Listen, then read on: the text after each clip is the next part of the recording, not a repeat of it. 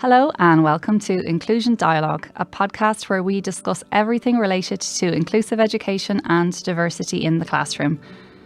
My name is Joanne Banks and I'm a lecturer in Trinity College Dublin in the School of Education. This podcast consists of interviews between me and leading academics from all over the world where we discuss how we define inclusive and special education. We look at the difference between theory and practice and what inclusion looks like on the ground in our schools. I began this project for my students, and it was to allow them to hear the views of researchers that I was getting them to read in the form of journal articles and research reports. I've been pretty overwhelmed by the response though, and I think as the podcast has grown, it will be of a much broader appeal to other academics, to policymakers, to educators and practitioners, to parents, but also to students themselves. My guest this week is Professor Garry Hornby, who is Professor Emeritus at the Institute of Education in the University of Plymouth. In our interview, Garry describes the factors that have framed his view of special and inclusive education, and in particular his early career teaching young people with intellectual disabilities. Garry expresses concern at the all means all or full inclusion view in inclusive education, where student rights play a role in student placement. And he explains that this may disadvantage some groups of students with disabilities, and in particular those with learning disabilities. Okay, Garry, thanks a million for meeting with me today. I really appreciate it. I know we have a little bit of a time difference, but we got around that. So it's really lovely to meet you. I've been following your work for quite a long time now.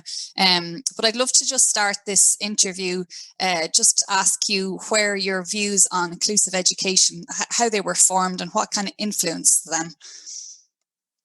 Great. Yeah, I think probably when I started teaching, most of my teaching career was in New Zealand, and started teaching in the mainstream in the secondary area, and then I saw a job teaching in a special class in secondary schools in New Zealand. It's called an experience class because the kids did work experience in their second year. They went out to sort of do jobs in the local community, and these were kids with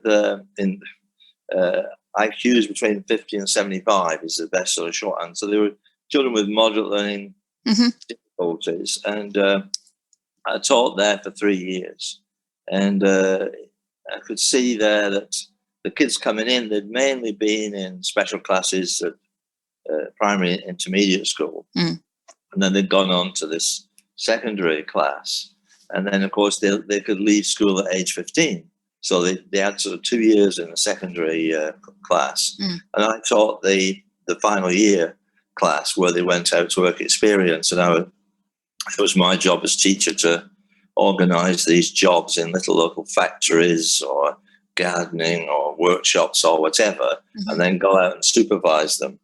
And then some of those jobs, many of them, evolved into the employers taking them on as a permanent job.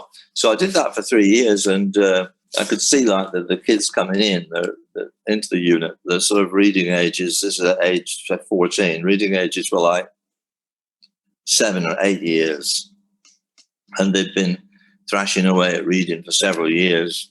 So we had a mainly vocationally orientated curriculum. We didn't, we just functional reading. We did reading to work out, so they could fill in a form to apply for a job, or check the job pages of the newspaper, or see what was on TV or on the movies, that sort of thing. But we did several work simulations within the classroom, and focused a lot on interpersonal skills and things like that. There were sort of 15 in the class, girls and boys. And this is in the 1970s, 74 to 76, yeah. And so it was in the early days in a way. What I found in the 3 years now, I went on from there then to train as an educational psychologist and worked as such in New Zealand, etc., etc. But very formative, I think, because I could see what those kids needed. There was a lot of parental involvement. I worked very closely with parents, and then I could see in terms of them leaving school into jobs. I think at the time I was there was only 2 kids that left into sheltered workshops. They were more limited in their abilities. All the other kids left into jobs. And we did things like some of the particular boys wanted to be able to drive. So we put the written driving test they had to do on a listening mode, so they could listen to the thing and listen. So they couldn't read the thing properly, but by studying it on that, so several of them got the licenses and drove around. And of course, as I kept in touch with them over the next few years, and you see that some of them are going to get married and. Right. You know, things. So proper independent living. Yes, yeah, they were living. They went off to be included in the community. Yeah, they had jobs, they had partners, and I felt that was a very successful sort of setup. And subsequent to my teaching that, as I went on and trained as a psychologist and then worked at Teachers College and then university, those classes at secondary school and the primary school ones were closed down in the name of inclusive education, and they don't exist anymore. I think, well, that was a really good way of helping those kids to be included in a community. So you were segregated, if you like, within the school system, but that enabled you to be included in the community. And so that was quite formative. Then when I went back to England in 1986, worked for a year at Manchester University doing PhD and this sort of thing. But that was with children with Down syndrome. So that was quite interesting. But then I went to Hull University to lecture in special ed, etc.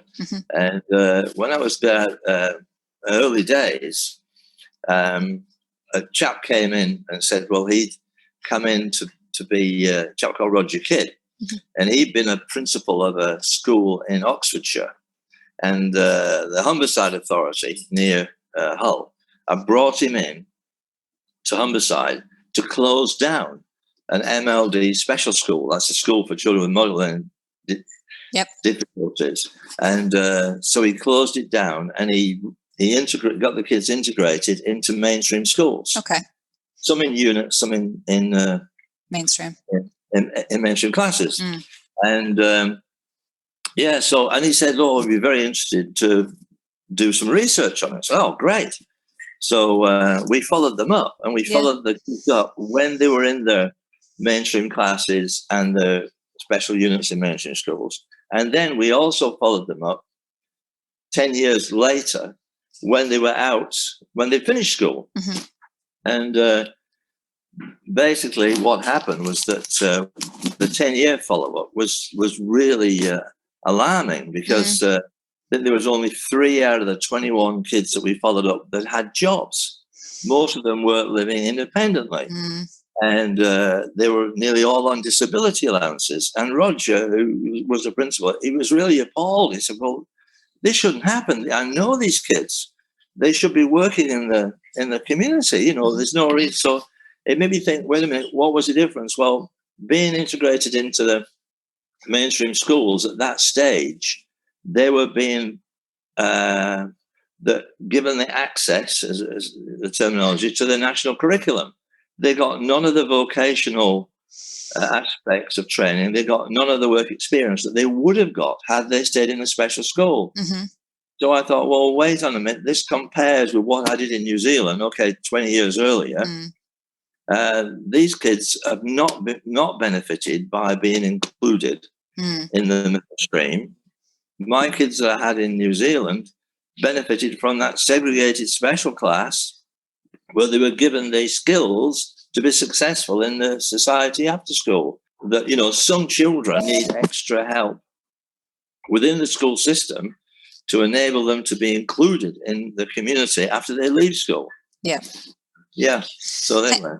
Can I ask, you know, the kind of tide, the inclusion tide, the tide of inclusion is quite powerful and quite strong at the moment in particular. And in Ireland, it's really contested as well. What do you think is driving it? Why is it such a I don't know how to describe it, but why is it such an assumption in current kind of dialogue? Well, yeah, going back to the 1970s, it was around then. So it was around then. It has grown, like you say, and it's now very powerful, and it's now really influencing what various countries do. Ireland, I know, has always had a mixed sort of setup from my brief time there in the 1990s. There's always been special classes, hasn't there, as well as the mainstream school setup. And so it's countries like Ireland and the USA still have a mixed setup. Here in Barbados, we have a mixed setup. We have a special class, a special school, and a mainstream setup. But more and more, the inclusion theory has led towards this all means all, including all children in mainstream classrooms on, not just in mainstream schools, but mainstream classrooms. And that's what James Kaufman and I tried to address in the recent article, which I termed and named Inclusive Vision versus Special Education Reality. Trying to point out that the inclusion, I think, has come from theory, and a good theory as to, yes, it would be great if all children could be included in mainstream schools. And that's what has been pushed by many of the leaders in our field to promote full inclusion. And this is where I think it goes wrong, that, most children are already in mainstream classrooms, and we really need to look to how we can make that as effective as possible for them. Most children with special needs are. But my belief is that there's a small proportion of children that need some kind of separate provision, either within a mainstream facility or even a special school, in order to give them the skills to be able to be included in society. So I think, to answer your question, it's come from theory. It's come from theory that's been promoted by senior people in the field. And as I've said in that in the first part of the article just referred to in the education sciences thing, that it's been promoted as full inclusion. And as an idea, it's very, attractive, because it's a simple idea. And wouldn't it be wonderful if we could include all children in mainstream schools? And of course, it's a human rights issue as well, that children have a right to be in mainstream schools. But as the analogy I've made is, it's a simple idea and a powerful idea, but some simple and powerful ideas are not actually right, not the best idea. And I think what's happened is that it's been, as I've said, that as Jim Kaufman and I said in that article, it's been very influential because newer members of the profession have come in, and they've seen the leadership from the senior people in the field that we should be pushing towards full inclusion.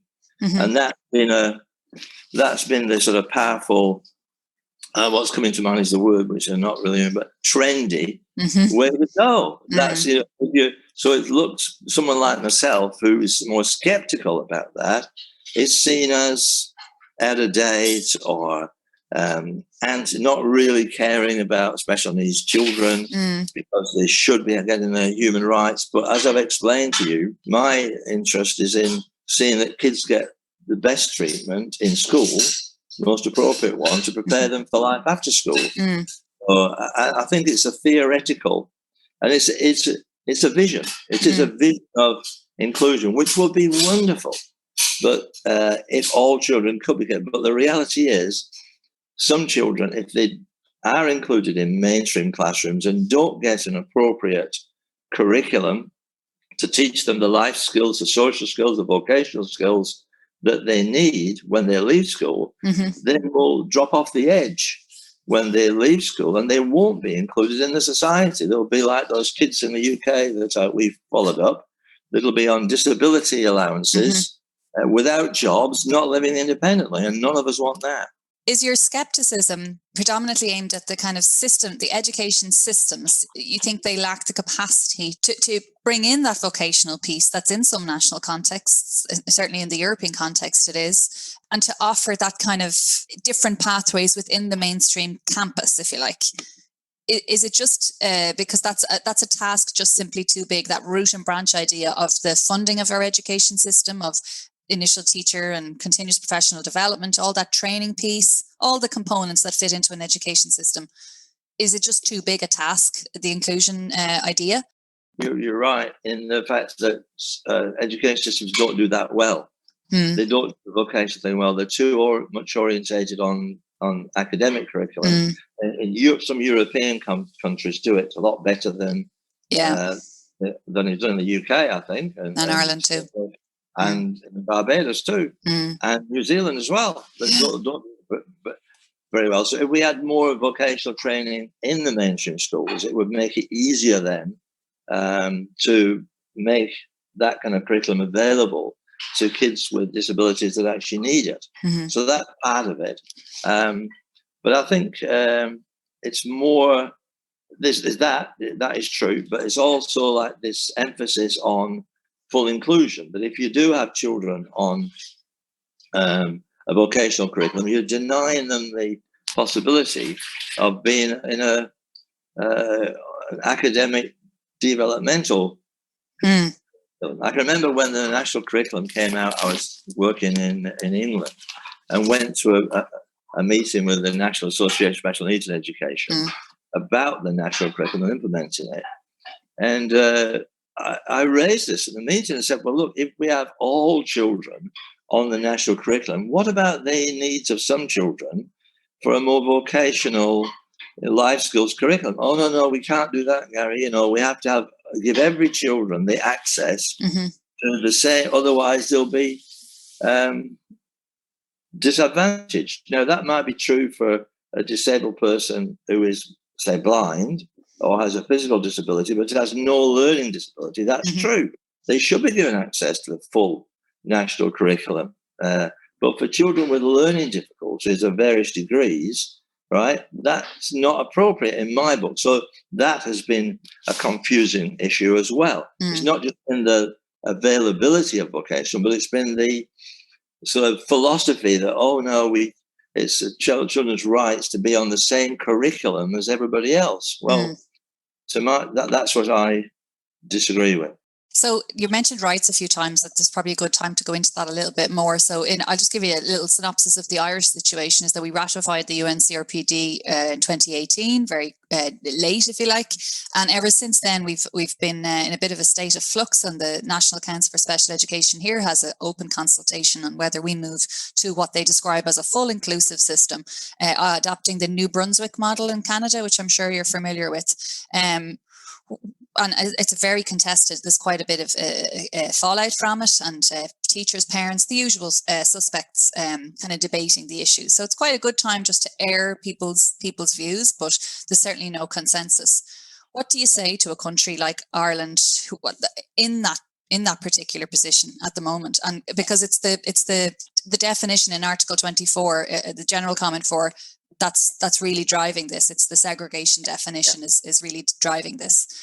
Yeah, it is. It's the was it general comment number 4? 4, yeah. Of that UN thing that has really pushed the full inclusion and getting rid of special education facilities, and that is fairly recent. What I say to them is, like at the start of the article, just referred to the One Education Sciences. I start off by looking at the two.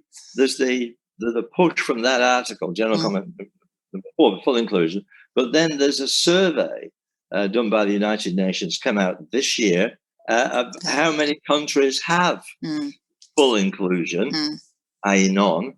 How many and what proportion, what percentage of countries have some children in segregated facilities or partial segregation.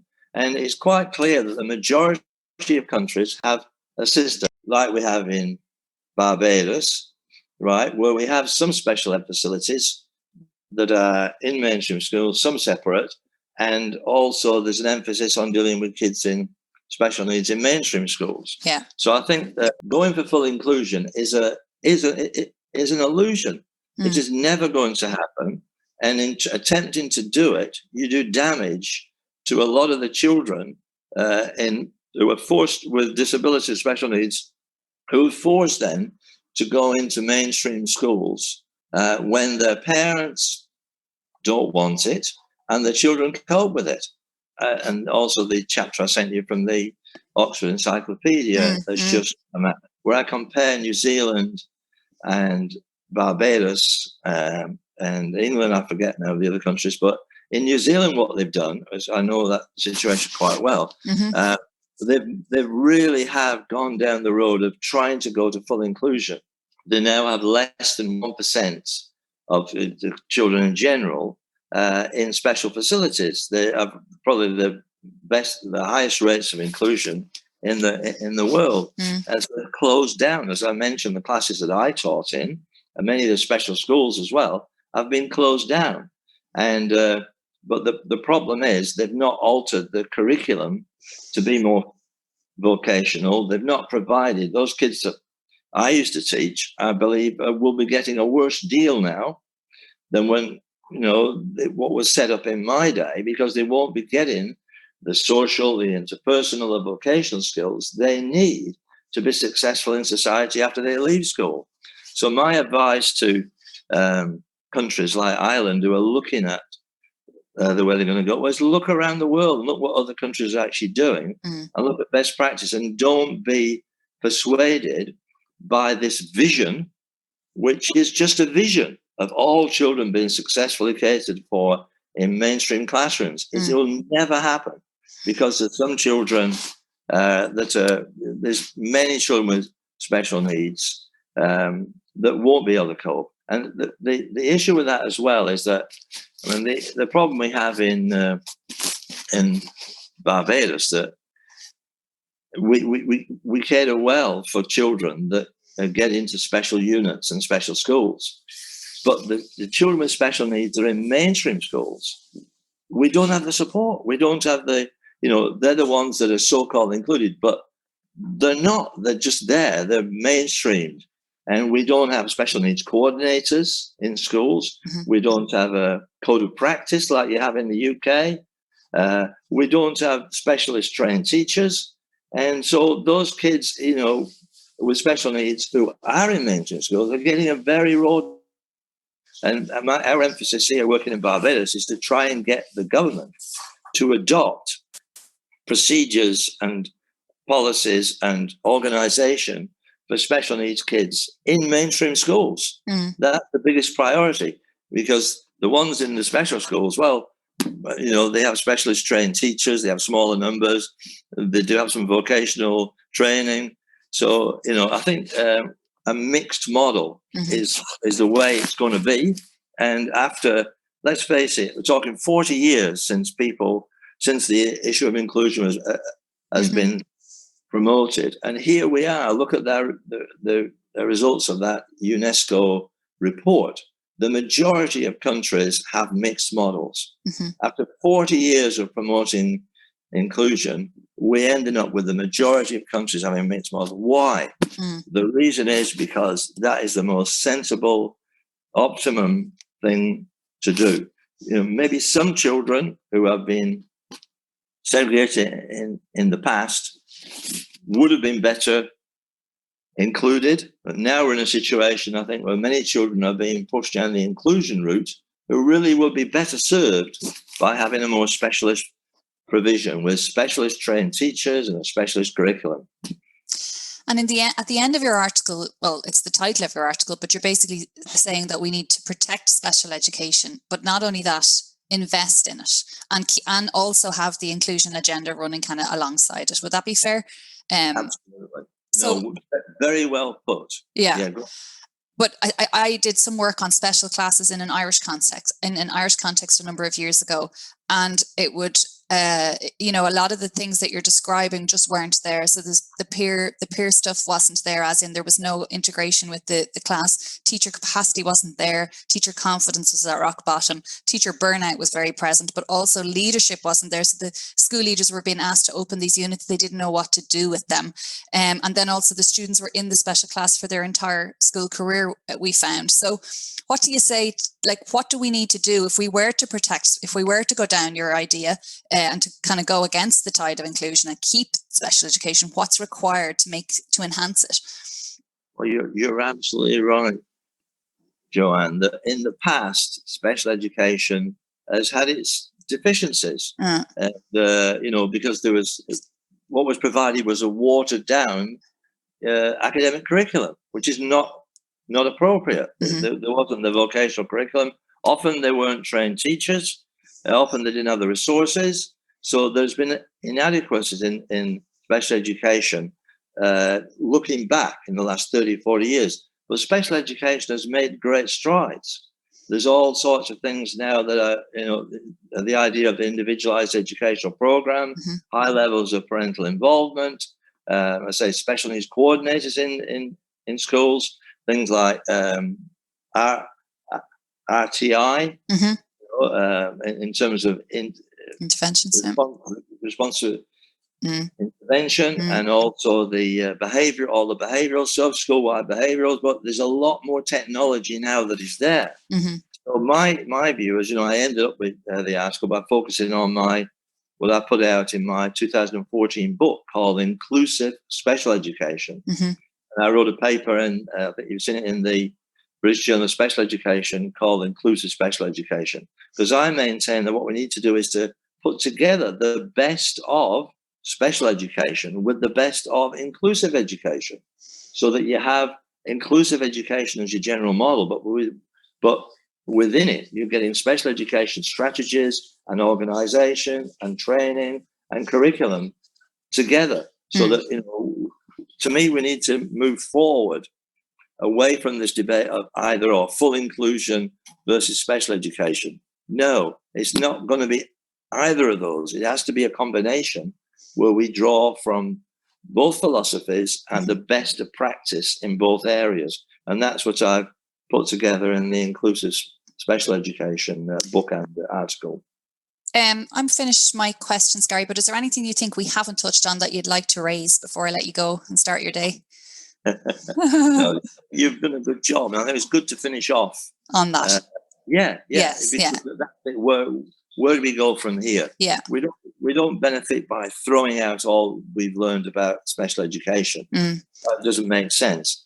And but we can't throw out inclusive education, because that has made us realize what can be achieved and what should be done. And ideally, most of these education would take place in mainstream schools, on the same campus as, having some sort of specialized facilities. So finishing up on that, I think, is a really, really good way to go. Gary, that was really interesting. Thank you so much for giving me your time today. Cheers.